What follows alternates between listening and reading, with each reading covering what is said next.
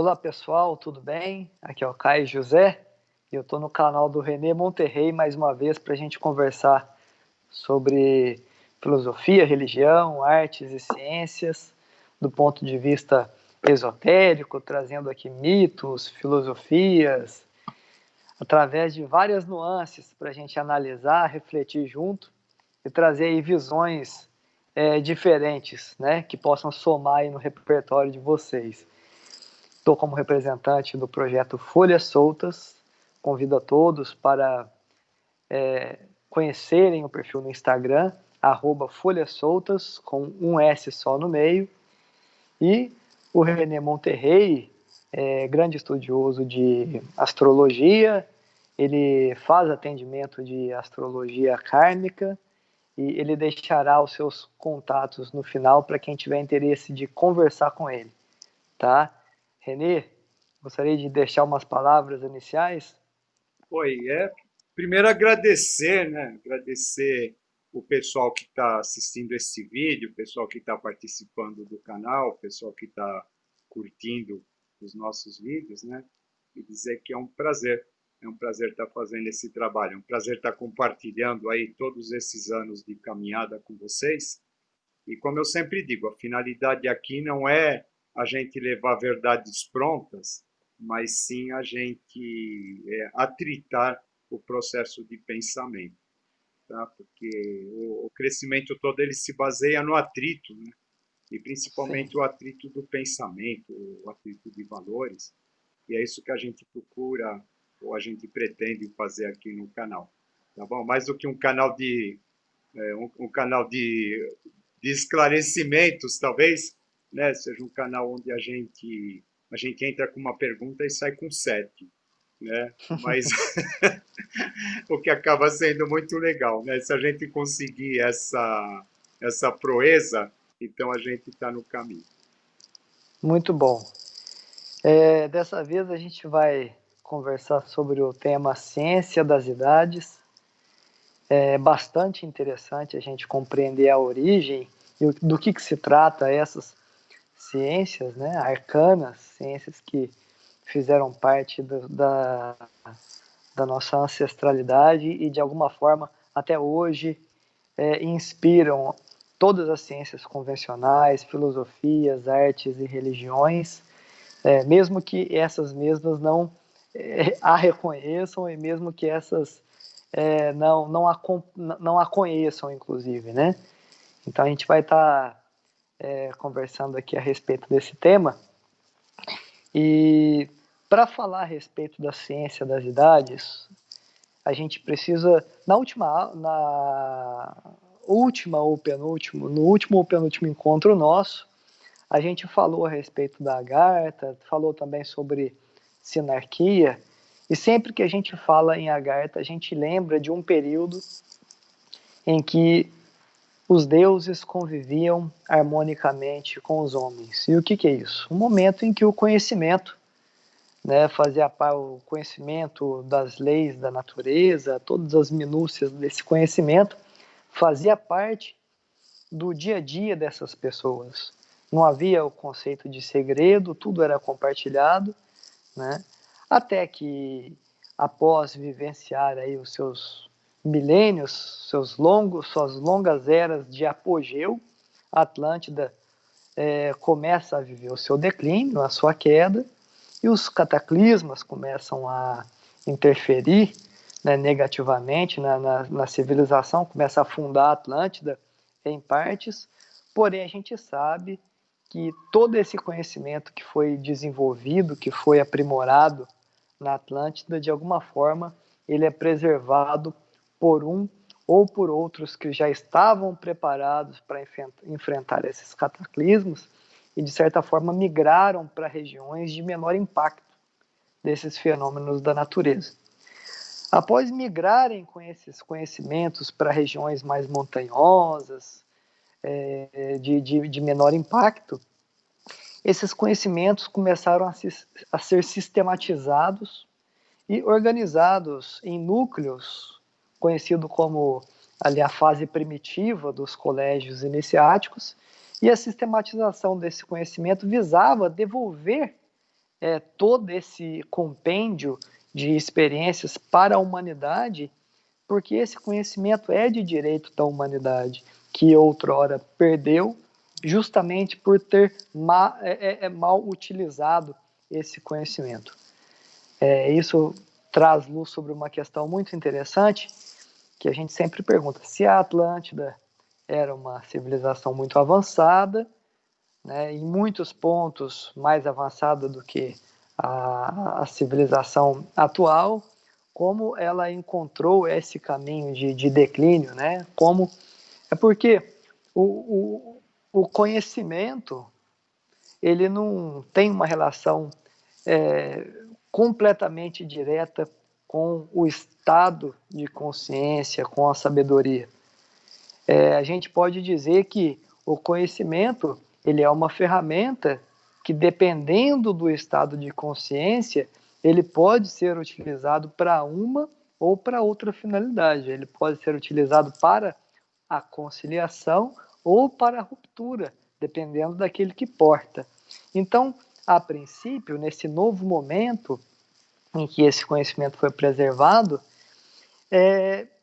ele começou, através desses colégios, em sua fase primitiva, a ser devolvida de forma homeopática para a humanidade, na medida em que essa mesma humanidade começasse a se desenvolver mais do ponto de vista moral, ético, para que esse conhecimento tivesse menos riscos de agir negativamente, tanto para com as pessoas que aportasse, quanto para a sociedade, né?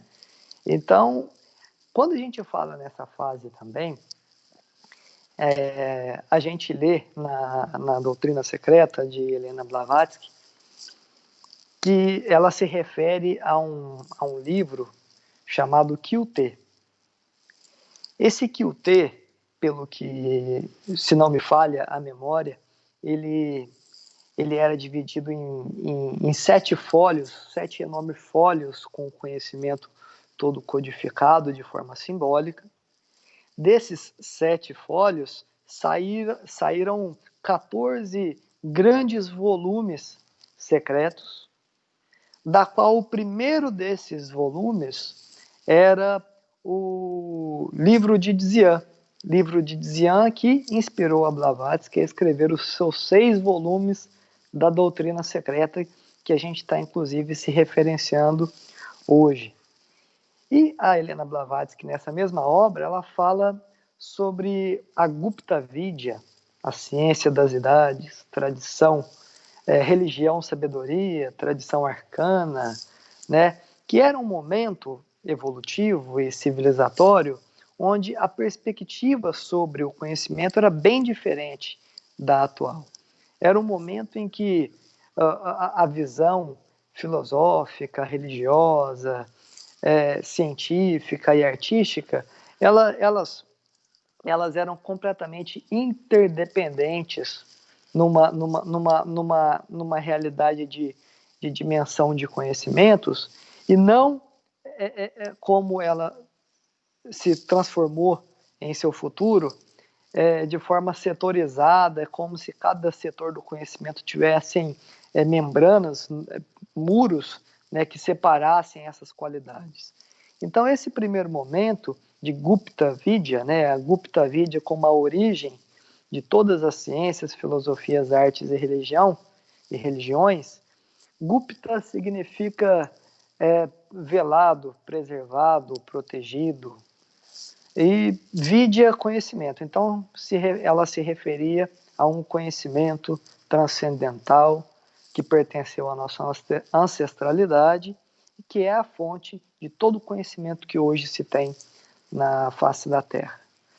Tem uma coisa muito interessante, que existe uma biógrafa americana que escreveu a respeito da vida de Albert Einstein, e ela percebeu que vários professores contemporâneos de Albert Einstein visitavam, né, de alguma forma faziam parte da sociedade teosófica quando esse movimento começou a ocorrer nos Estados Unidos. E, de algum modo, esses volumes da doutrina secreta de Helena Blavatsky, inspirada nas instâncias de Dzian, chegaram nas mãos de Albert Einstein.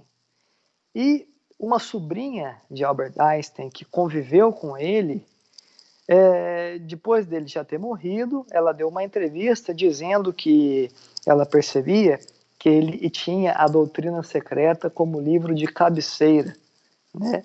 A gente pode presumir a partir disso que não só cientistas da época, mas também artistas, todos eles, ou grande parte deles, de alguma forma, bebericavam dessa fonte de conhecimentos transcendentais e primordiais. Isso é muito interessante porque, apesar desse conhecimento não ter sido difundido no meio acadêmico e não ter sido reconhecido na ciência convencional, é fato que, se a gente for investigar os legados de grandes pensadores e artistas, a gente vai perceber que em determinado momento de suas carreiras eles tiveram acesso e beberam dessa fonte. A gente vê isso com Blaise Pascal, a gente vê isso com Albert Einstein, a gente vê isso com Schopenhauer, a gente vê isso com Jung, a gente vê isso com Joseph Campbell. Então são vários escritores, filósofos, cientistas, pensadores que de alguma forma tiveram contato e inspiraram as suas doutrinas modernas, vamos dizer assim, né, baseado em inspirações provenientes das doutrinas arcanas que configura o nome do tema de hoje, a ciência das idades. O que você tem para dizer, Renê? Bem por aí, né, Caio?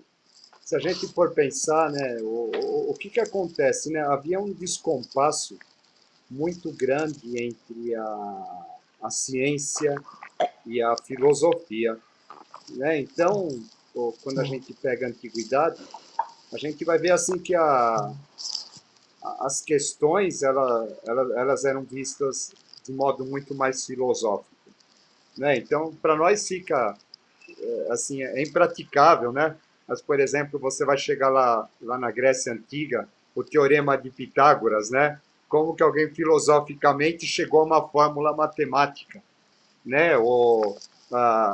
Como eles conseguiam medir a circunferência da Terra, né? E coisas desse tipo, né? A questão das estrelas, né? A questão da ficar observando as estrelas, estabelecer todo aquele código que existe dentro da astrologia, né? Tudo de modo filosófico, né? Então eles tinham uma mente filosófica absurdamente desenvolvida, né? Não vou falar humanidade, né? Mas aqueles seres daquela época, né? E não havia uma ciência que acompanhasse, né? Então o que acabou acontecendo, né?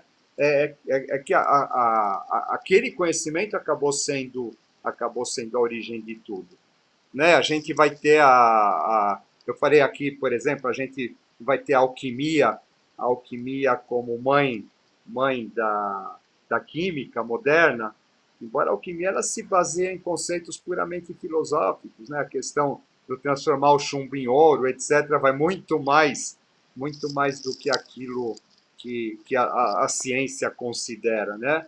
A questão da astrologia também, a astrologia lá com seus planetas, cada planeta ligado a um comportamento, ligado a uma entidade da mitologia egípcia que representa um arquétipo, né, do nosso inconsciente. Aí hoje a ciência fala assim: ah, mas espera aí, Plutão não é mais planeta? Como que fica? Não fica, né? Porque ela tá baseada em conceitos filosóficos, né? Esses conceitos eles são imutáveis, né? E aí você vê, né? Então ele através disso, né, acaba impulsionando a origem de tudo, né? Quando você fala assim, antigamente eles diziam que a Terra era o centro do universo, como que eles eram atrasados, Sim. né? Não, né? Se você pegar o conceito astrológico não é nem a Terra, é o homem, né? O homem que está no centro do mapa astral, que é o centro do universo, né? Se você pega, por exemplo, a questão dos chineses, os chineses eles vão falar assim, o universo é uma pilha de tartarugas, né? Aí a gente vai ver o Forri, como que a ideia da tartaruga surge, aí ele vai meditar na beira do Rio Amarelo, surge uma tartaruga que tem o paquá no seu casco, com todos aqueles símbolos, né? Ou seja, né, o ideograma da tartaruga significa assim, aquilo que está em cima está embaixo, né? Então você tem aquele casco com aqueles desenhos, o que está em cima está embaixo, né?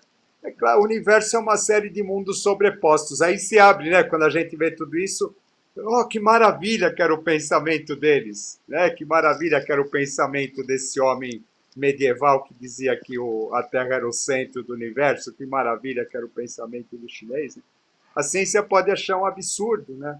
A questão da Terra, né, que a gente comentou, a Terra chata, né, ela tem a ver com a questão do estado de consciência deles, né, que enxergavam tudo plano, né. Ou seja, né, então a gente vê que realmente existe algo muito profundo por trás dessas ideias todas, né, e essas ideias elas acabaram depois com o desenvolvimento da ciência, a princípio ela as nega, né? Mas se a gente pegar sobre um outro aspecto, a gente vai ver que é possível conciliar as duas coisas. Né? Eu estou dizendo isso porque, né, a doutrina secreta, a teosofia, o Einstein, etc., física quântica, né? Ela vem justamente tentar fazer esse caminho, né? Tentar amarrar essa questão filosófica primordial com a questão científica que a gente tem hoje. E a partir do momento que a gente consegue fazer essa amarração entre as duas coisas, a mente da gente é capaz de dar um salto muito grande, né? Inclusive Sim. em termos tecnológicos e tudo, né? Então é importante a gente entender, né, que mais uma vez, né, uma serve origem, outra é consequência, né? A princípio, depois elas acabam se negando aí pelos os vários ciclos da história, né? Que a gente tem ciclos que são extremamente religiosos, depois tem ciclos que são extremamente racionais, né? Eles vão, eles vão se revezando aí, né? Mas na verdade o que a questão da nova era, a questão do novo pensamento, consiste em unir essas duas coisas. É um retorno ao passado, procurando entender qual que era a maneira de pensar, né? Tudo voltado a uma nova maneira de pensar, né? Então entender qual que era a maneira de pensar deles, conciliar com a nossa e no fim a gente descobrir que não é lá muito diferente. E como você citou, em momentos em que a Terra se encontrava no meio do sistema, ou às vezes o homem, isso olhado através da visão atual pode ser entendido como se fosse uma perspectiva egocêntrica, né? Mas a gente sabe que não é bem assim, que é mais profundo e que esses seres colocavam no centro aquilo pelo qual eles tinham maior interesse em investigar, em descobrir a própria ontologia, seja ela do ser ou dos entes da natureza, ela tende a colocar o elemento principal ao qual você quer investigar no centro, né, para você, através das circunferências, começar a se aproximar desse centro. Então, eu vejo que a ciência moderna, a filosofia moderna, ela olha para esse passado e ela faz um julgamento espontâneo no sentido de que havia uma grande ingenuidade desse povo. E eu particularmente discordo. Recentemente eu estava estudando a história da filosofia de Bertrand Russell, um grande lógico e filósofo moderno, e ele, apesar de eu gostar bastante dele, né, ele é uma cabeça bastante interessante de se conhecer, ele via alguns filósofos pré-socráticos, Tales, por exemplo, né? Ele via com um certo desdém a forma como Tales enxergava a origem do universo como sendo proveniente da água. Alguns exemplos que Demócrito davam, que Platão davam. Ele é um grande crítico inclusive, de Platão, que falava a respeito do mundo perfeito, né, das formas perfeitas. e que ele enxergava isso como se fosse uma ingenuidade e uma falta de ciência, né? Como se a falta da ciência levasse essa ingenuidade a esse povo no seu processo de interpretação filosófica. Eu, particularmente, discordo, eu entendo que esses filósofos, eles falavam na linguagem que seria possível de ser assimilado pelo povo de, de sua época, e apesar de eles não terem os mesmos recursos científicos, eles tinham um aparato intelectual, uma versatilidade intelectual uma energia intelectual investigativa muito forte, que inclusive é raro de se encontrar. É como nos cientistas de hoje, é como se eles vivessem, é, como se o centro da vida deles fosse essa busca pela verdade. Né? E não uma verdade pré-estabelecida, mas uma verdade que é encontrada, né? Eu não diria nem que ela é encontrada, né? Mas que ela é eternamente buscável, vamos dizer assim. E é curioso, porque Tales falava que o universo provinha da água. Tem uma fase do Big Bang ali nos seus microprocessos, né? Que, se eu não estou enganado, são 50 mil anos depois daquele start inicial, que é basicamente quando começaram a formar a origem ali das condições para as nebulosas, né? E 75% do universo, pela via científica, era composto de hidrogênio. Ou seja, no momento em que o universo começava a ganhar formalidade, né, a maioria dos elementos que compõem a estrutura do universo era a água num outro formato, né, numa outra configuração. É bastante interessante isso, voltando um pouco na Blavatsky, as 40, 50 páginas da Doutrina Secreta, volume 1, Cosmogênese, Gênese, princípio, início, e Cosmos, cosmético, Cosmos é princípio organizador, né, que tende a uma profusão de estruturação para as bases do universo, né? Então, cosmogênese é como o universo foi criado. E nessas 40, 50 páginas iniciais, ela fica falando a respeito daquilo que acontecia antes do nada, né? Mas esse nada ao qual me refiro não é o nada literal, a ausência, né? É o nada com um circunflexo no ar, o nada sânscrito, que diz respeito ao som primordial. Né, o som do silêncio, haja vista que não havia sonoridade audível nesse momento. Então, é aquilo que existia antes da própria existência proceder, né? Aquele caos primordial, aquela realidade disforme, aquela realidade incomensurável, incognoscível, conhecida como para-Brahman, aquilo que está para além de Brahman, ou da divindade, que na mitologia grega a gente encontra que no início era o caos. E em Gênesis, na Bíblia,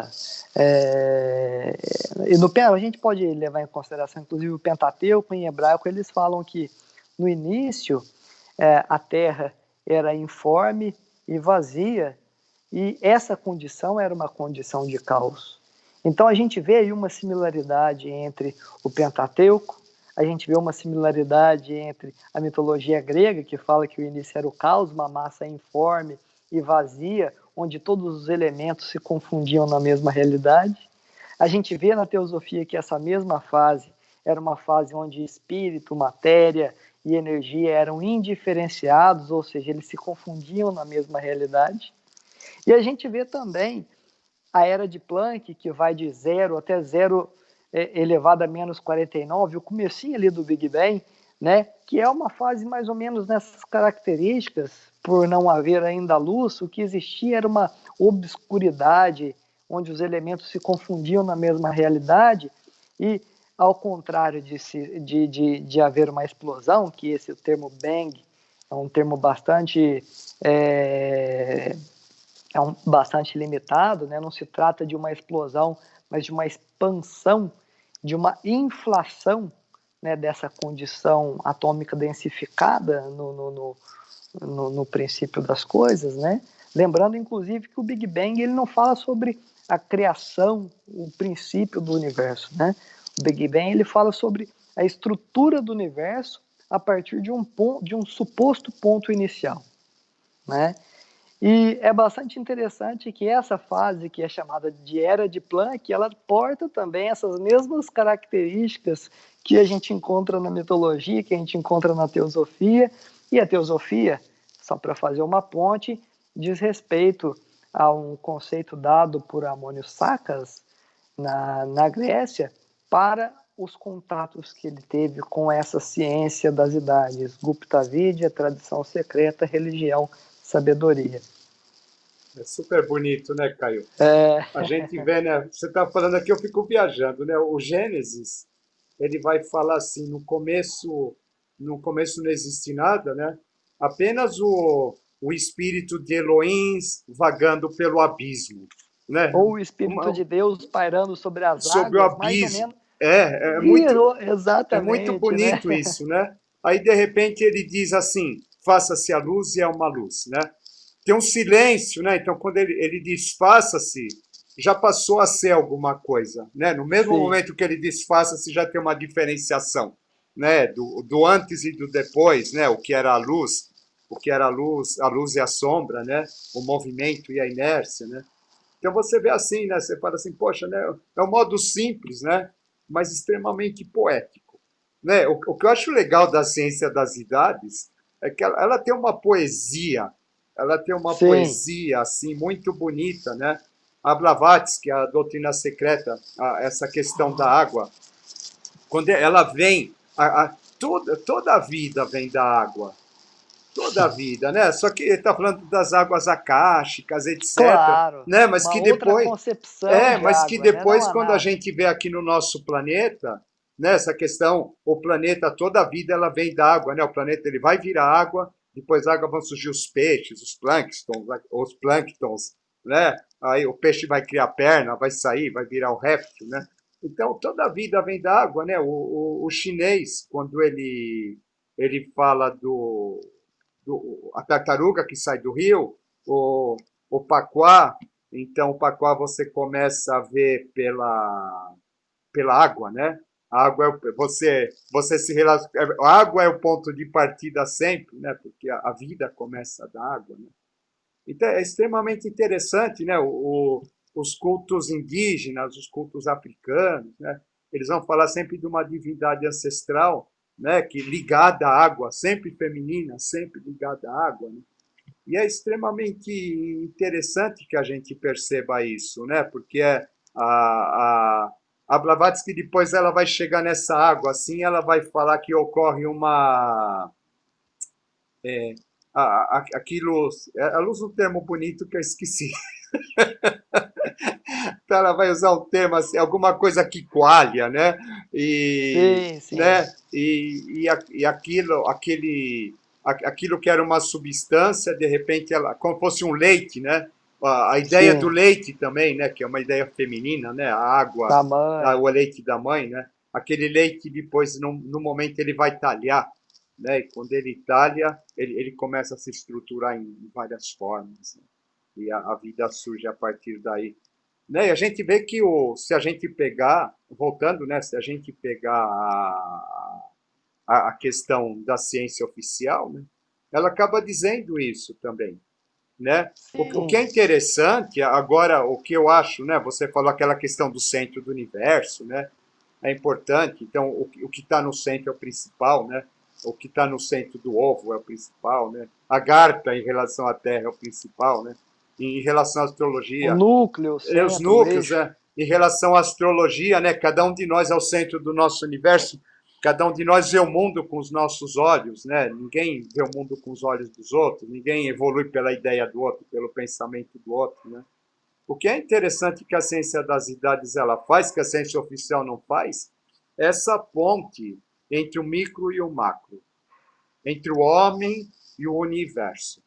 né? Isso é fundamental, né? A ciência oficial ela está muito longe disso, né? Uhum. Ela não considera ela vai pensar o homem assim quando tem uma doença, alguma coisa, né? Mas não tentando fazer essa ligação entre o universo, né? Entre o macro e o micro, ela acaba a desejar nesse ponto, né?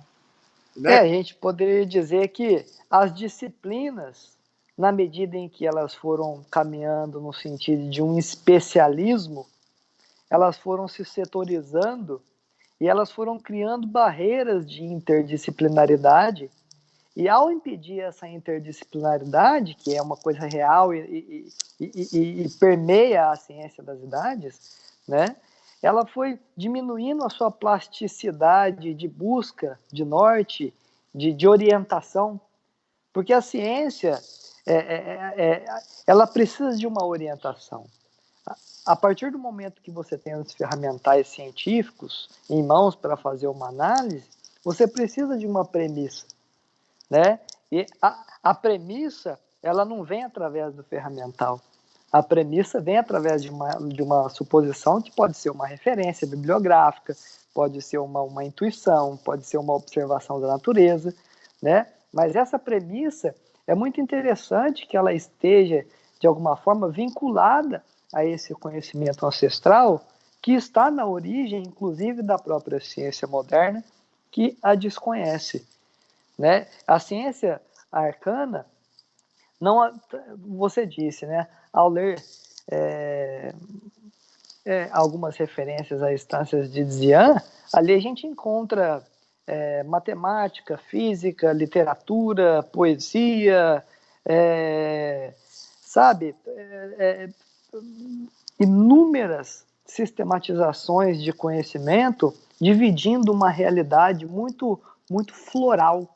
É bastante interessante como há muito menos limites de observação nessas condições, né?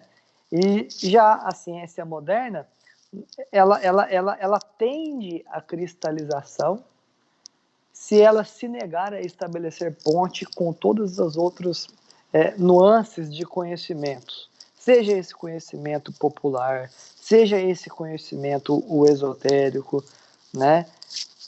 Nós encontraremos muitas discordâncias no caminho, mas tudo que eu vejo que é no sentido da conciliação, haja vista que a ciência oficial, ela se convencionou oficial, né? Não é uma verdade absoluta, também a própria convenção, né? Então eu vejo como muito positivo que tudo que esteja no sentido da conciliação e da interdependência, esse resgate dessa originalidade do pensamento, pode ser muito benéfico para orientar os nossos ferramentais científicos, as nossas buscas filosóficas, e inclusive as nossas inspirações artísticas, no sentido da transcendência do homem em relação à sua posição para com a natureza, para com o meio, né? Isso é bem interessante, né? Você está falando isso, né? Isso daí a gente está saindo do ciclo de peixes, né? E a- essa questão da ciência, da religião, é bem atônica desse ciclo de peixes, né? Onde a gente. Peixes é a dissolução, né? Então, quem tem os nodos planetários aí saindo de peixe para virgem, né, pode entender um pouquinho o que, que é isso, né? Peixes é a dissolução, peixes é a entrega, peixes é o misticismo, né? O outro lado está a virgem, né? Virgem é o racionalismo, a organização, a metodologia, né? E quando a gente vai fazer a gente percebe que a nossa cultura ela ficou oscilando o tempo todo entre esses nodos daí, entre o nodo peixes e Virgo, né? Ou seja, né, a gente passa por períodos assim, períodos em que ocorre uma abertura, né? Essa abertura ela propicia a visão de alguma coisa nova, né? Alguma verdade interior mais profunda, né? Depois ela vai passar por um momento de elaboração, elaboração, elaboração.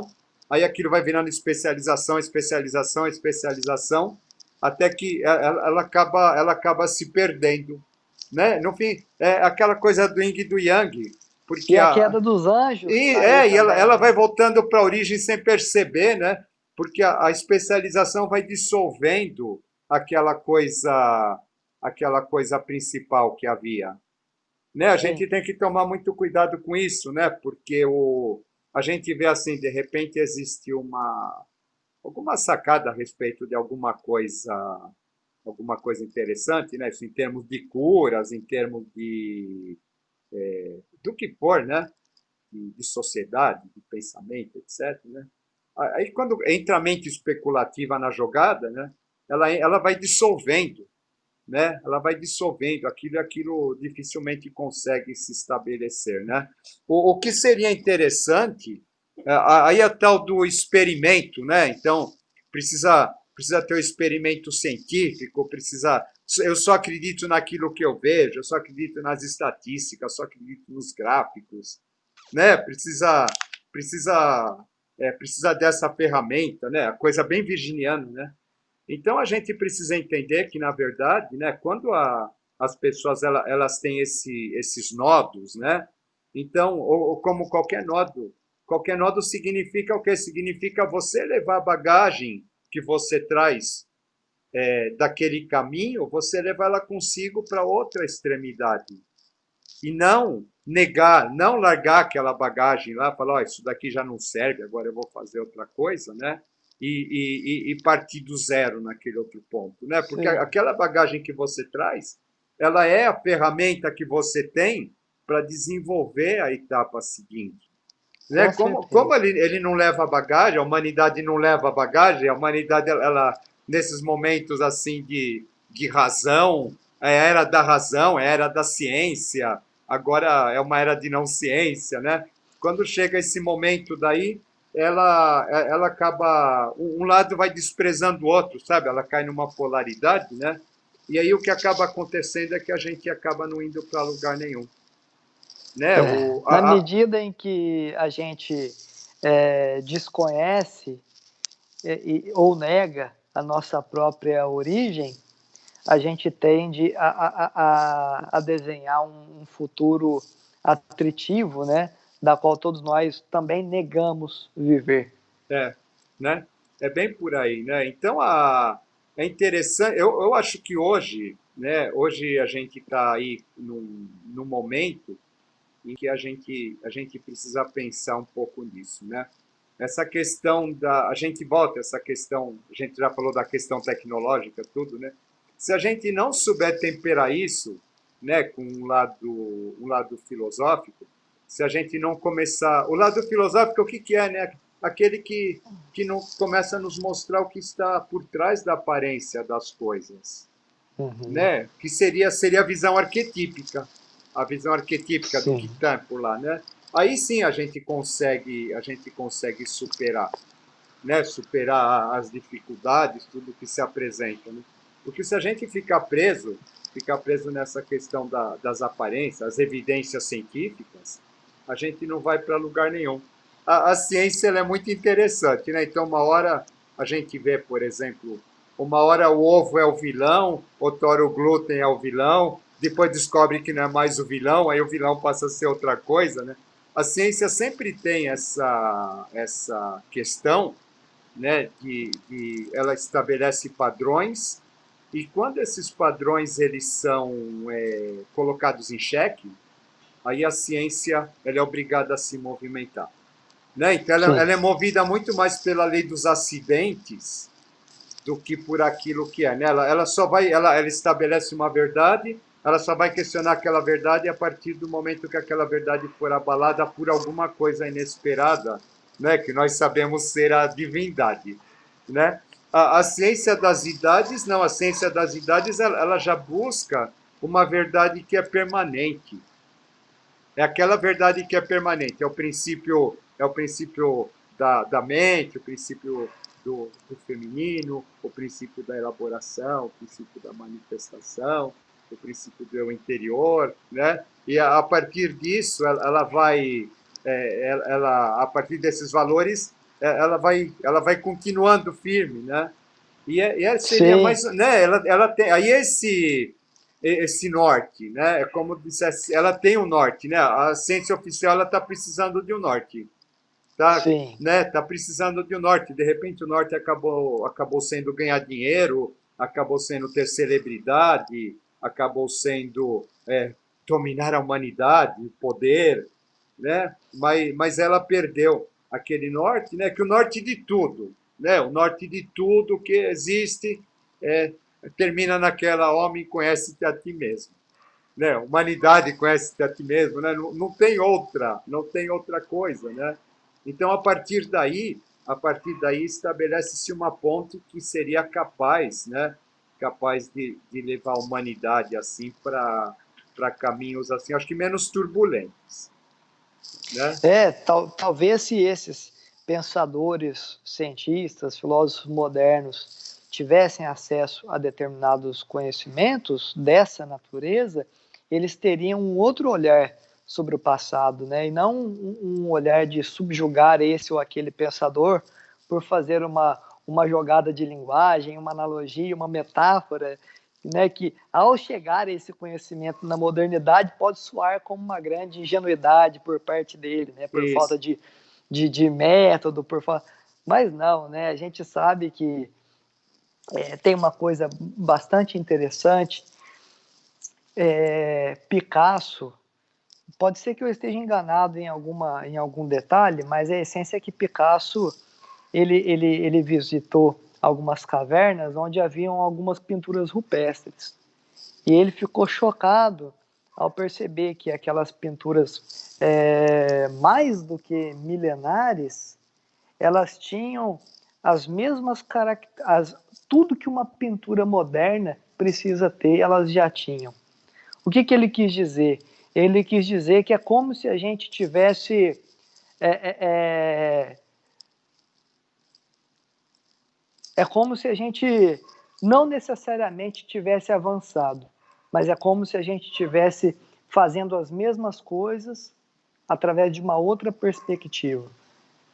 Né? É como se as técnicas que hoje se busca, de alguma forma, já eram dominadas na capacidade de se expressar dos homens naquela condição de caverna.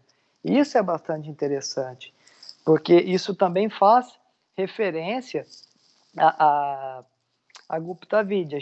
A gente hoje se encontra em plena Kali Yuga, né, no seio da modernidade, né, e hoje a gente está aqui tentando conversar e resgatar conhecimentos milenares, Gupta Vidya, né, enquanto toda a ciência de alguma forma se encontra em xeque, tanto pela própria ciência, quanto pelos obstáculos que a sociedade apresenta diante das nossas vulnerabilidades.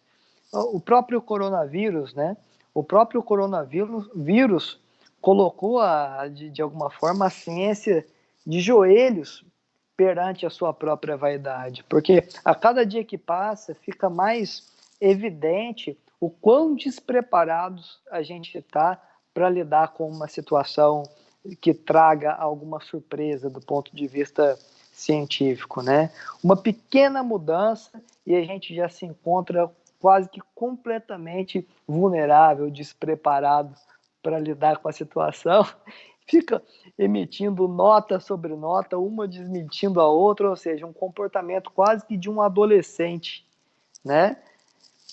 E talvez, né, é bastante interessante a gente pensar que é, esse conhecimento transcendental original, ele, apesar de muitas das vezes ele ser mal compreendido, em si mesmo, ele chega na modernidade rompendo por todas as culturas intacto, né? O que simboliza aquela esfera que, de acordo com Blaise Pascal, né, quando ele se refere ao universo, ele fala que o universo é uma esfera, uma grande esfera, cujo centro está em toda parte e cuja circunferência em parte alguma, né? é uma definição quase que teosófica do universo, bastante interessante, e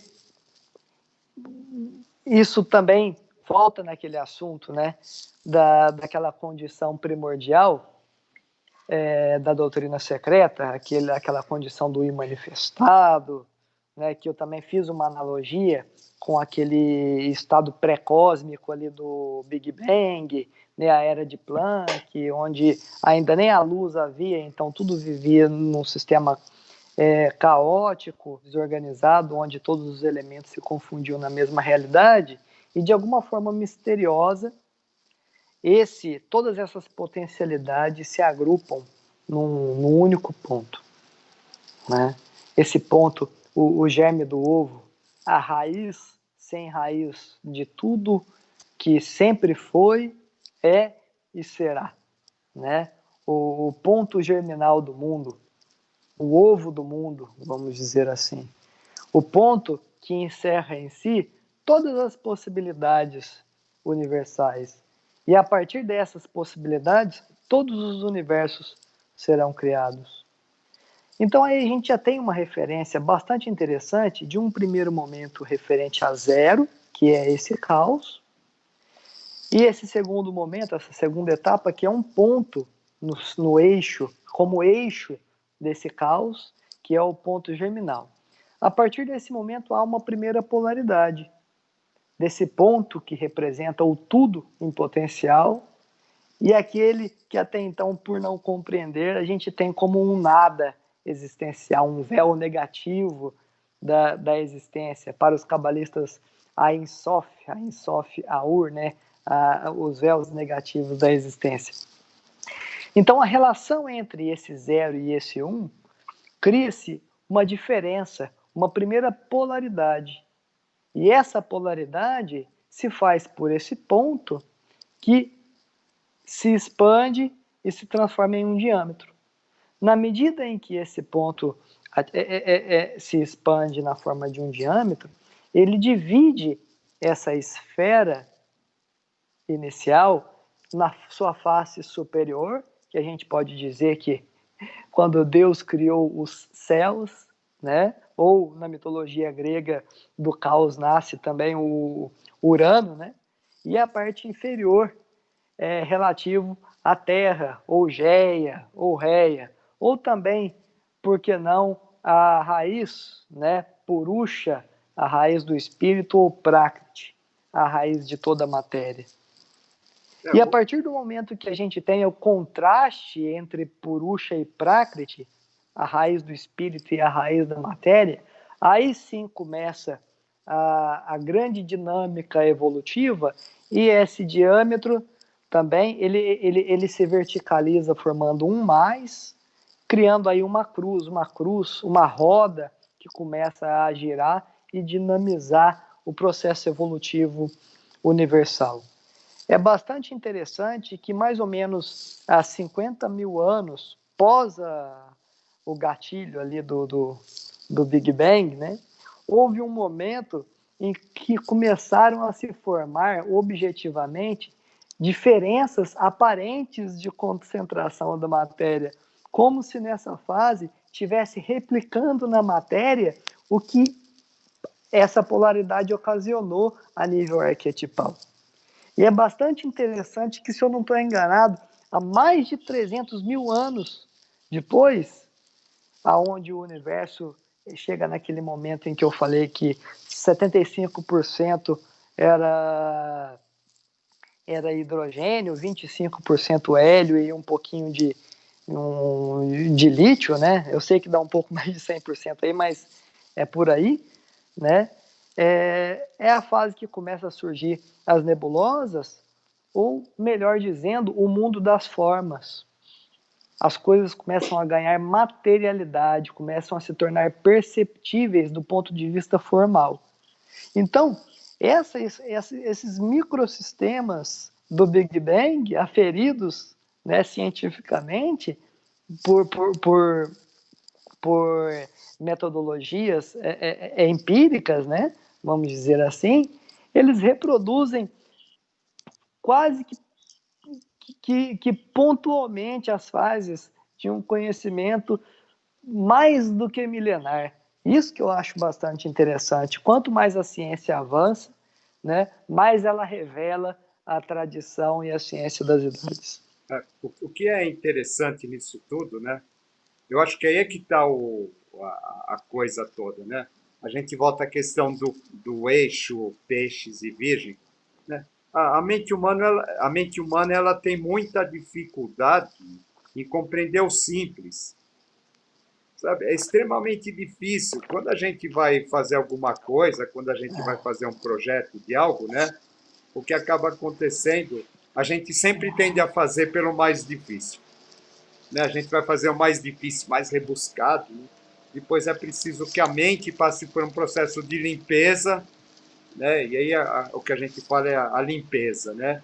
Aí é o animal que o Picasso viu na caverna, né? Aquela coisa limpa, né? Porque não tem aquela mente apurada que a gente tem, né? Então, de repente, a arte ela sai lá da caverna, ela vai passar por várias manifestações, ela vai passar pelo Renascimento, vai passar pelo Barroco, aquelas formas todas, né? Ela vai culminar nas questões da os aspectos representativos, né? O O realismo. realismo, etc. Né? Hoje tem uma corrente aí, né, de pintura, é um hiperrealismo, pinta até o poro da pele, né? Sim, Né? Então você fala assim, mas para que tudo isso, né? Para depois ela vai se despojando e no final das contas ela volta para aquele elefante que estava na de certa, caverna, né? de Só que ela certa volta com a forma, ela experiência, né? foi. Ela volta com a experiência de tudo que ela realizou nesse caminho, né? Então, o que é assim essa questão peixes Virgo, né? Então ela fala assim, o importante depois que você adquirir uma série de coisas, tem que aprender a dissolver. A ciência hoje o que acontece com a ciência? Ela está em momento em que se ela não aprender a se dissolver por si só, né, ela vai acabar sendo dissolvida, né, pelas várias questões que ela mesma levanta, né, Sim, né? Então ela não vai fazer isso espontâneo, ela vai ter que fazer isso obrigada por ela mesma, né? Que é os caos, né? Quando a gente vê a questão da Atlântida, por exemplo, né? Então, o que é? O caos do mental. O mental ele chega no momento, né? Então, apesar deles terem o desenvolvimento mental talvez muito maior do que o nosso hoje científico, né? Não havia dentro deles desenvolvido esse aspecto do emocional redimido, aí que é na queda dos anjos, né? Que representa alguma coisa que comunica com os princípios superiores. Nessa comunicação com os princípios superiores é que vai fazer com que seja possível a gente atravessar por esse mental completamente desregulado e chegar em alguma outra coisa, né? A nossa parece que assim é o ciclo vicioso da ciência é esse, né? Ela acaba aquela história, tanto a sabedoria das idades quanto adota o símbolo da serpente mordendo a própria cauda, né? Eu diria que a Ouroboros. ciência, né? A ciência também acaba fazendo isso, ela acaba ela mesma se engolindo se ela não tiver algum outro parâmetro que não seja simplesmente descobrir isso ou descobrir aquilo, né? Descobrir um vírus, etc., né? Porque sempre virão outros, né? Então a questão não Sim, está, né? A questão hoje esses dias aí uma pessoa pediu amizade no meu Facebook, né? E eu vi ela lá questionando, mas o que, que acontecerá com a gente depois do coronavírus, né? Sabe? Vai acontecer o que sempre foi, a incerteza. A incerteza, ela sempre ela foi algo que norteou os nossos caminhos, só que a gente sempre negou, né? A ciência ela fica buscando certezas. Essa é uma outra diferença, né? A ciência convencional buscando certezas o tempo todo e a ciência das idades não. a ciência das idades através daquela linguagem que ela tem, né, daquela linguagem simbólica, né, alimentando exatamente o outro lado, exatamente questionando como sobreviver perante as incertezas, não é? Então, a gente pega os filósofos gregos, né? Então, nada do que foi será, você nunca mergulha duas vezes no mesmo oceano, né? E, né? O pensamento chinês, ele é todinho baseado na não existência, sabe? Você passa negando a existência de Deus, você passa negando a existência de tudo, né? E através da não existência é que você descobre a existência dentro de si, O né? Então, tal. esse é o tal, né? E essa é a questão toda do pensamento da ciência das idades, né? Buscando certezas o tempo todo. O que acontece quando a gente vai procurar algum caminho de iniciação, algum caminho de crescimento espiritual, a gente quer encontrar certezas, sabe? E essas Sim. certezas, elas não vão levar nada além do dogma e do fanatismo, Sim. né? Certezas, definições, tabelas, Externas, né? Ela não vai levar gráficos. nada além do dogma e do fanatismo, né? A Sim. gente, né? Isso é ciência oficial, né? A ciência oficial, ela é dogma e fanatismo, né? Sim. As questões, as nossas questões interiores, elas caminham pela mesma coisa, né? Quando a partir do momento que a gente é levado para as negações, né? Então, eu não sou, eu não sei, eu não sou, sabe? Aí que a gente começa a crescer, né? E aí que começa a realmente realizar um grande trabalho e o conhecimento ele passa a ser muito mais profundo do que a gente imagina, né? Sim. Então a ciência, né? Por exemplo, ao invés a ciência convencional, né? A gente volta, né? Ela estabelece os padrões, os dogmas dela. Quando aquilo é derrubado, é um caos, né? Com certeza. Hoje que a gente tem a humanidade muito mais presa por questões dos veículos de comunicação, etc., né? Essas verdades, entre aspas, né, ditas científicas, a gente vê que quando a ciência balança, ela balança a humanidade como um todo também, Sim. né? É o momento que a gente está vivendo agora, né? É um momento de descrença. É muito bonito isso. É um momento de descrença coletiva, né? A ciência está desacreditada, tudo que existe está desacreditado, né? Mas Uhum. por quê, né? Porque a gente não foi preparado. A gente não foi preparado para isso. Se a gente começar a entender, a gente começar a questão da ciência das idades, né? Que existem verdades que são eternas no homem, e a partir do momento que a gente entender, né? Entender essas verdades onde elas estão, que é dentro de cada um de nós, a humanidade tem condição de dar um salto muito grande. Mas enquanto ela ficar do lado de fora procurando as certezas, né, essas certezas elas não resolvem nada a não ser temporariamente. Elas vão Uhum. varrer as coisas debaixo do tapete, né?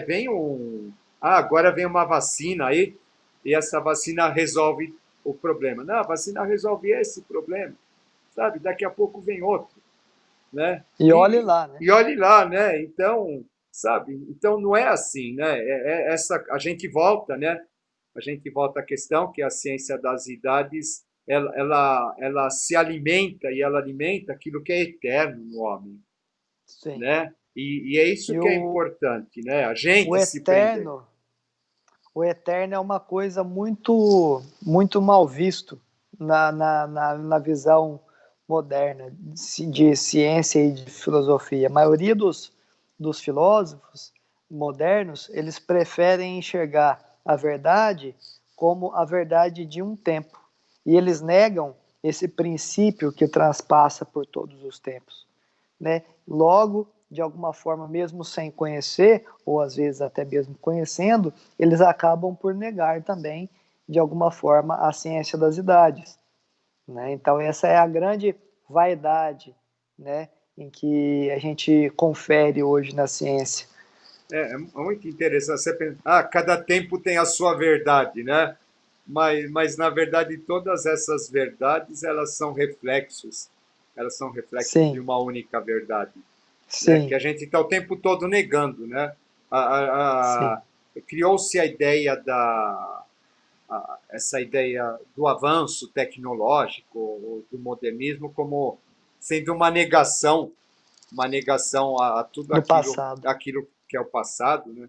Quando na Sim. verdade o passado ele não era tão ignorante assim quanto a gente imagina, né? Não, não. É, Essa questão da tem uma história que eu gosto muito de contar da Dona Helena, né? Que é uma história essa questão da ciência e da lógica, né? Ou do conhecimento, né? Que aquela história, né? Uma vez o pessoal discutindo cientificamente a questões de magnetismo, né? De magnetismo. Então, se quando a gente dá a mão para outra pessoa, a gente transmite energia, se a gente tem os objetos de altar, que a gente guarda o magnetismo deles, eles são polarizados aí pelos nossos pensamentos, etc. Como que a gente faz na hora de limpar? Na hora de limpar, então, o produto de limpeza tem substâncias que vão interferir no magnetismo, vai, né? E aí as pessoas, né, dentro dessa preocupação toda, dizendo assim, como que a preocupação toda é assim, como que eu faço para preservar essa energia para mim, né? É sempre o egoísmo, né? E as pessoas não percebem o óbvio, né? Não percebem o óbvio, a resposta que ela, depois que as pessoas passaram horas e horas, né, discutindo essa questão principalmente dos objetos ligados às questões espirituais, né, deles serem limpos, etc., com produtos químicos e tal, né? Ela respondeu assim, divindade também toma banho, né? Né, não existe, horas, sabe, horas de discussões seguindo assim uma única frase, né? Quantas vezes a ciência oficial ela é assim, ela é a nossa mente racional, né? Que os hindus viam como um macaco, né? O macaco está sempre pulando de um galho para outro, né? Essa mente está assim, ela está de um lado para o outro, de um lado para o outro, de um lado para o outro, de um lado para o outro, fazendo associações, querendo resposta, querendo certezas, né? Quando na querendo um galho verdade firme, né? o galho firme, né? Quando na verdade a base, a resposta não está em nada disso, né? A resposta está num bom senso, né? E esse bom senso a gente só vai conseguir realmente a hora que a gente conseguir silenciar essa mente, uma coisa que não acontece, né?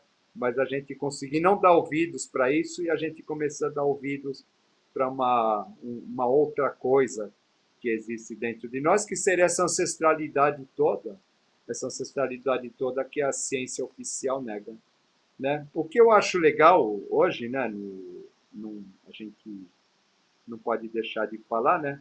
Que existe uma busca em função dessa ancestralidade, né? Essa ancestralidade a pessoa, elas querem conhecer as coisas da terra, os chás, os conhecimentos ancestrais, os ritos ancestrais, né? Extremamente positivo, né? Então, teoricamente, é como se está tendo uma ruptura com a ciência oficial, né? E a humanidade está começando novamente a buscar aquela essência da ciência das idades, né? Que acabou sendo perdida, mas que na verdade ela sempre, como você disse, ela vai sobrevivendo e vai passando através dos ciclos, né? Então, ora ela está mais em evidência, ora em menos evidência, mas ela está sempre lá para quando a gente quiser, né? Ele é a nossa mãe. É tipo colo de mãe, né? Colo de mãe a gente sempre tem. A ciência das idades é a mesma coisa, né? A gente pode sair de casa, né? Mas quando a gente volta, a gente tem certeza que esse colo está lá. É, a respeito disso, né, do passado, do futuro, às vezes isso que a gente está conversando pode levantar um questionamento como se a gente estivesse fazendo aí uma apologia a uma saudade do passado, né, que poderia ser confundido com uma espécie de reacionarismo, né, Isso, é bom lembrar. como se o passado fosse melhor, como se a modernidade tivesse se perdido, né, e a gente estivesse sempre alimentando aquela saudade do passado. Mas essa questão, eu tento, eu me proponho a solucionar ela de uma forma bastante legal, que inclui dois pensadores. Tem um pensador da escola dos liberais, né, o Burke, que os liberais diziam que o Burke ele era o mais à direita que um pensador podia, que um liberal podia ser, sem ser um reacionário. E o Thomas Paine era o mais à esquerda que um liberal podia ser, sem ser um comunista. E por que eu falei isso? Porque o Burke ele tinha uma premissa de uma supravalorização da ancestralidade. Ele dizia que as coisas, todos os avanços, que, que, tudo que se desenha em termos da sociedade não é uma coisa criada por essa geração, mas por conhecimentos acumulados ao longo de gerações que não poderiam ser negados. Então, quando a gente fosse tomar decisões acerca da sociedade, a gente precisaria levar em consideração as pessoas que vivem, as pessoas que já morreram e as pessoas que ainda vão nascer, né? E já o Thomas Paine, ele fazia uma crítica a Burke, dizendo que na concepção de Burke, a gente na modernidade seria governado pelos mortos de outrora, né? Isso é bastante interessante, porque essa polaridade, justamente, ela exige um equilíbrio, porque se Thomas Paine não leva em consideração a importância do que já foi feito no passado, a gente não tem bases fortes para que a gente consiga modular um futuro mais ou menos sólido, né? Da mesma forma, né? Chegando naquele estágio de pseudo-progresso que a gente tanto conhece hoje. E, por outro lado, se a gente ficar apaixonado pelos valores do passado e não se expor a transformações e não se expor a mudanças, né, a gente pode se cristalizar em um momento e impedir o processo evolutivo. Então, eu creio que a síntese entre Burke e Thomas Paine, né, é o essencial para a gente poder avançar de forma gradativa, considerando o que já foi desenvolvido e assimilado do passado, mas sempre no intuito com o compromisso de renovar. Mas renovando, não negando, né, incluindo aquilo que já foi pensado, utilizando aquilo que já foi vivenciado como matéria crítica para o desenvolvimento de novas ideias e novas formas de pensar o mundo e a sociedade. Eu creio que seja por aí, um equilíbrio. É bem interessante, né? Nós somos o resultado dos anseios dos nossos ancestrais, né? Então, isso daí acaba sendo uma coisa bastante interessante, né? Uma vez eu vi um livro, eu vi um pensamento que achei muito interessante, que ele dizia assim: nós somos o céu dos nossos ancestrais, né? Porque nós representamos aquilo que eles almejavam, né? Isso daí é interessante, né? A evolução ela existe, isso não é, isso é fato, né? E assim, de nenhuma maneira, tá, assim, de nenhuma maneira voltar ao passado é bom, né? E graças a Deus que é uma coisa que não existe, tá? Né? Porque assim a gente existe uma tendência a criar o passado como sendo uma coisa muito idealizada, né? E na verdade não foi, não. Na verdade o conflito do homem sempre foi o mesmo, tá? A busca por si mesmo, as questões lá dos circuitos neurais, o que eu estou fazendo aqui, por que eu estou aqui, né? Só foi mudando o cenário, né? Só foi mudando o cenário Sim, e os elementos que eles tinham para lidar com isso, né? Então, sim. isso daí é um ponto que a gente tem que levar em consideração. né? É, Né? Mas a hora que a gente entender, aí é aquela coisa do eterno, né? Independente do cenário, independente das condições, né? O drama humano ele continua sendo mais ou menos a mesma coisa, né? é, Então, os né? desafios, Renê, eles são enormes, mas isso não quer dizer que a gente não esteja numa condição de vida muito melhor do que os nossos Sim, sim, antepassados. sim, sim. Basta a gente perguntar como que era a vida de nossos pais, nossos avós, a gente vai ver que a gente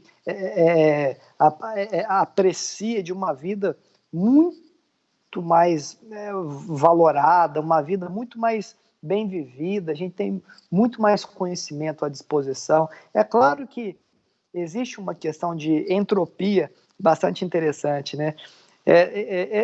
Eu lembrei agora desse conceito de entropia, porque diz respeito à segunda lei da termodinâmica, que inclusive desabilita a teoria do Big Bang, porque o Big Bang, ele de alguma forma, ele cria uma situação em que o universo ele surge a partir de uma espontaneidade bioquímica, e a termodinâmica diz que a probabilidade desse espontaneísmo químico é impossível, né, de forma probabilística, porque é, vamos imaginar assim um sistema, né, um sistema fechado, aberto, um universo, né? Tudo que existe dentro desse universo, todos os elementos que compõem esse universo, certo? E a relação que existe entre todos esses elementos, ou seja, a troca que existe em relação a todos esses elementos. O que se perde de energia dessa troca, tá? É o que a gente chama de entropia. Eu vou tentar explicar de uma maneira mais simples.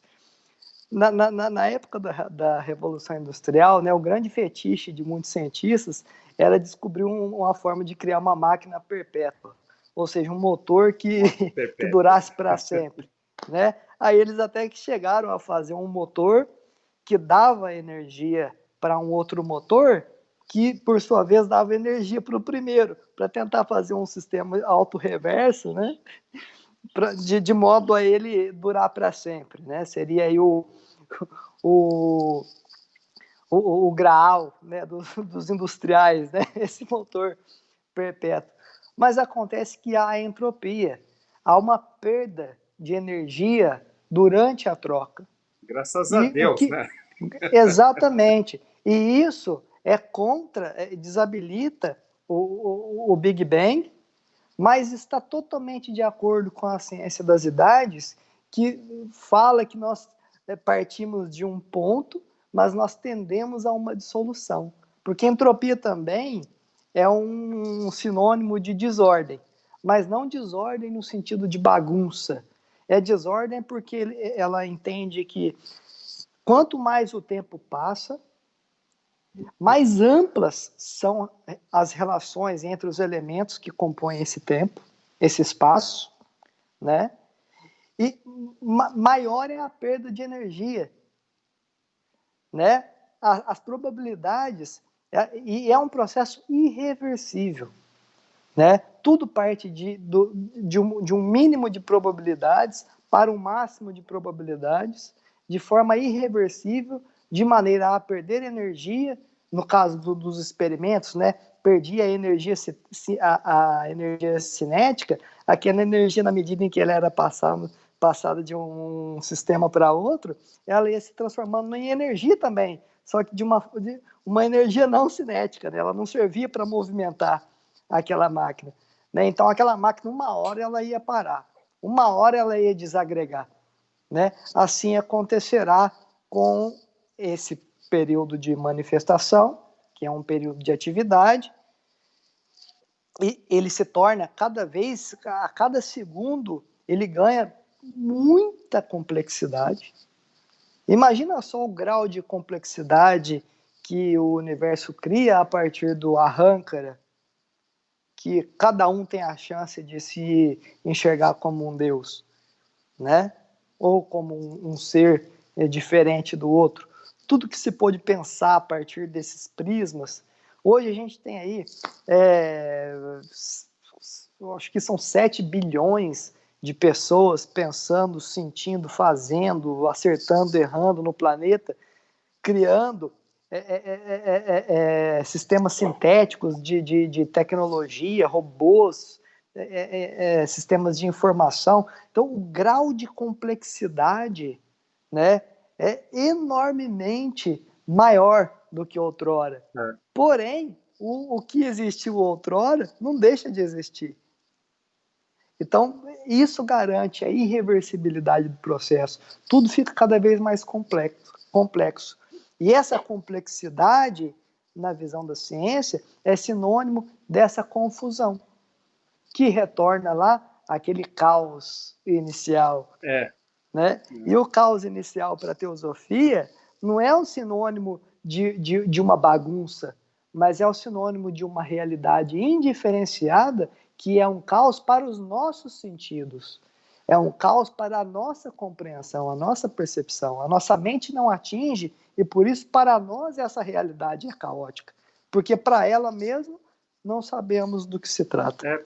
A questão toda, né? A ciência não aceita dissolução. Esse aqui é o fato. Né? Não aceita dissolução. Né? Você percebe assim aquela história da descida e da subida, né? Então, Forrat, né? Forrat vai organizando, adensando, né?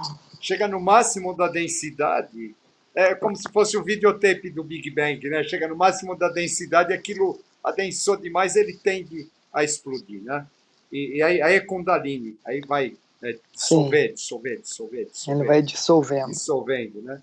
E a questão toda, né, é que a ciência oficial ela quer manter isso. E a gente também, né? A gente também quer ficar agregando, né?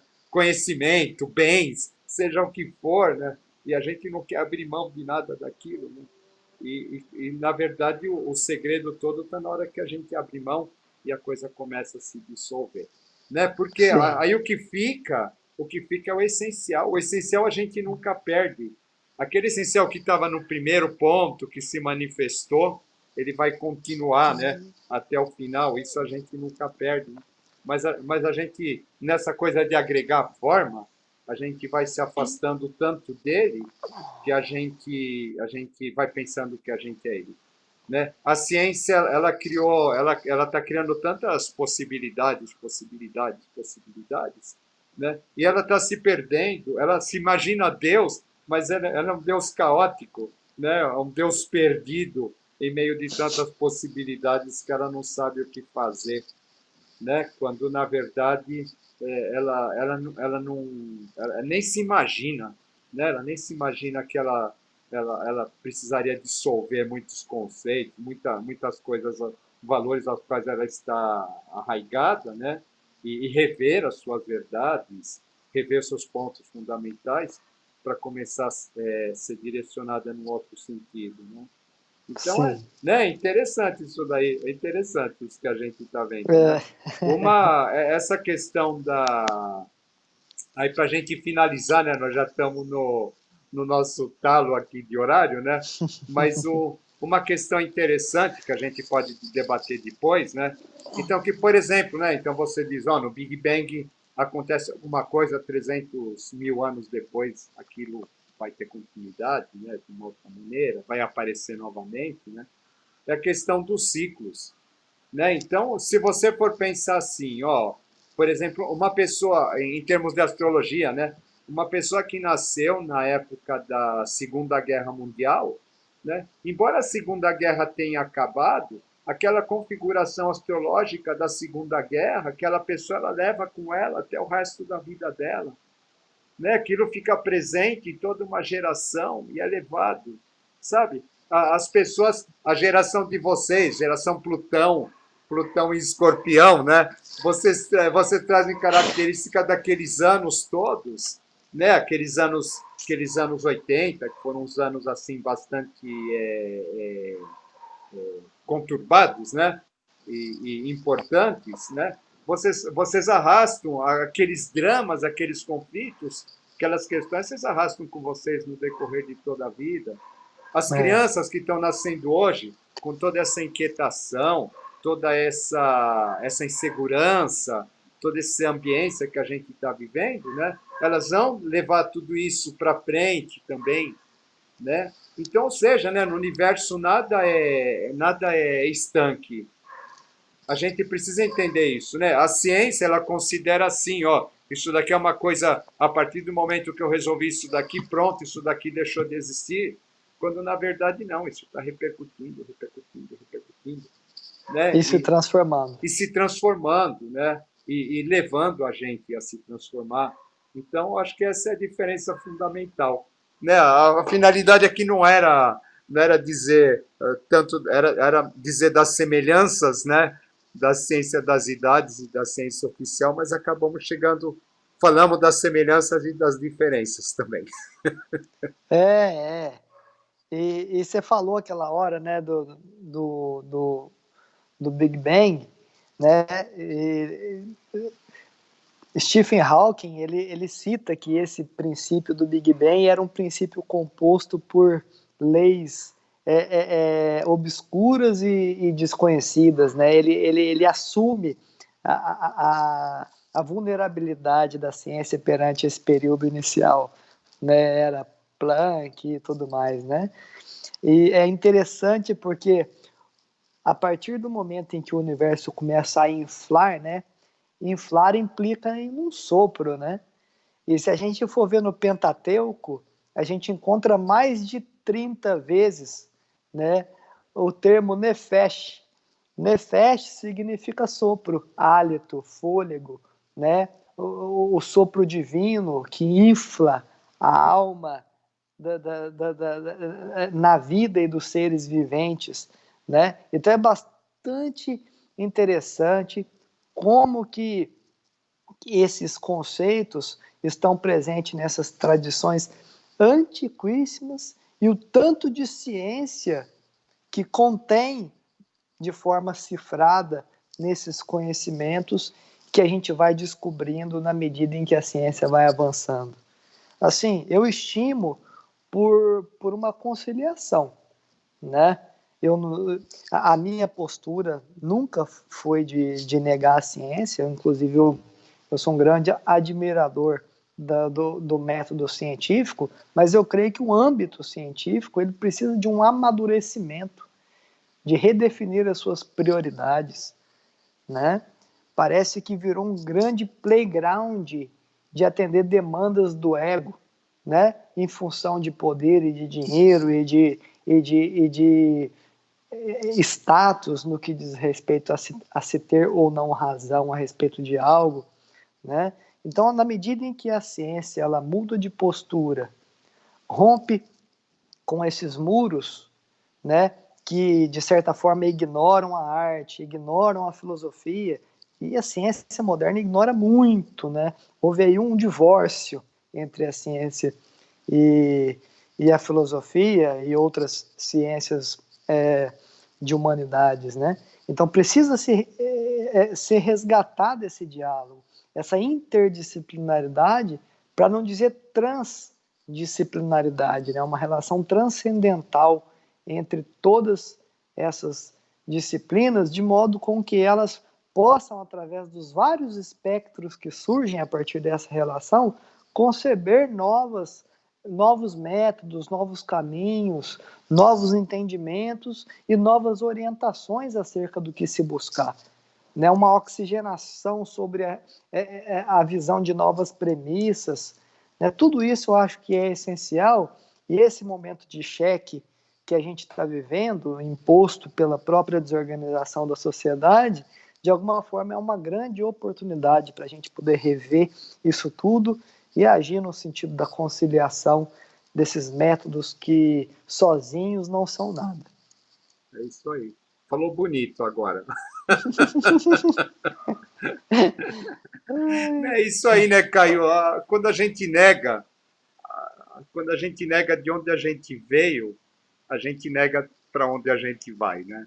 Não tem Ou aquilo que chega, a gente diz que é fruto do acaso, né? Não foi isso que eu quis. isso, né? Então é fundamental que haja essa revisão, né? Haja essa volta Eu acho que é. Aí volta, né? Você falou tudo, cara. Estamos num momento super bonito, super interessante, né? E não é momento da gente entrar nessas discussões científicas que estão acontecendo à nossa volta, no momento todo, né?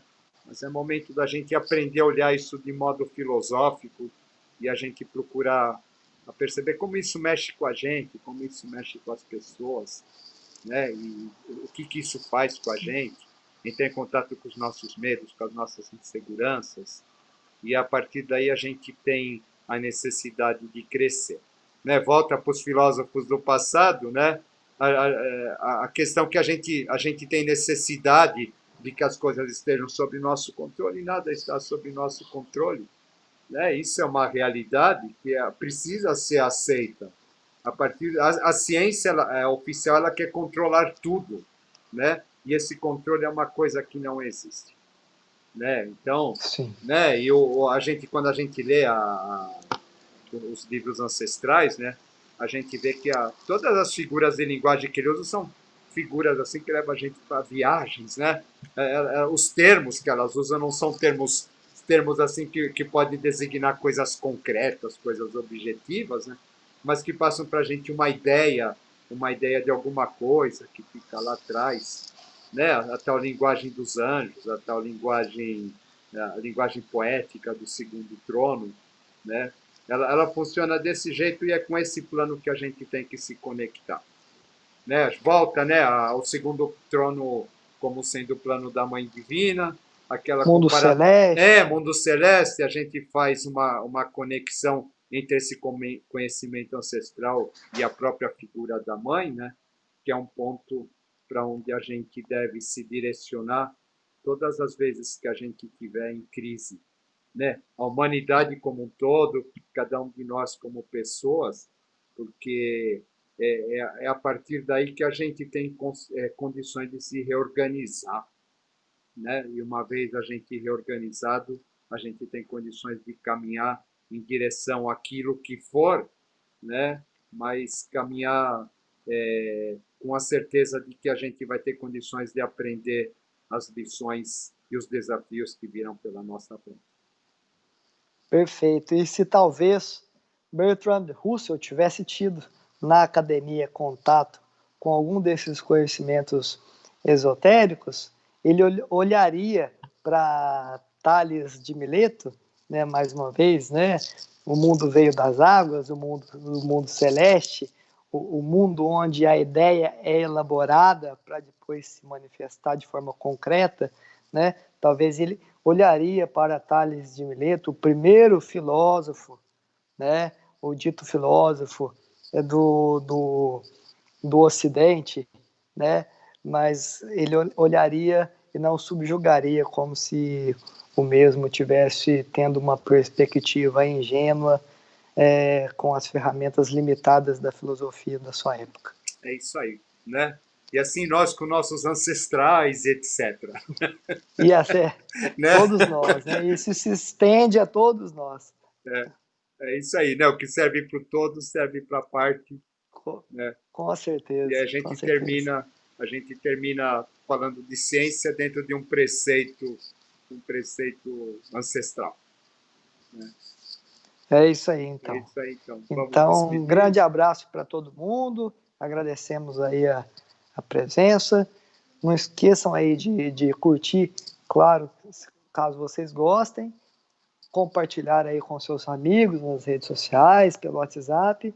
E se inscreva no canal do Renê para vocês receberem todas as vezes que a gente publicar o vídeo gravado, que geralmente ocorre nas terças-feiras. É isso É aí. isso aí. É isso aí. Abração. Lembrando, né? Tem os vídeos das quintas, né? Isso, tem os das Tem quintas os vídeos também das que quintas que. ajudam muito Isso, é na aquele. compreensão desses Isso. de terça. É isso aí. Tá bom, pessoal? Abração, hein? Tudo de bom. Valeu, tchau, Tchau. tchau.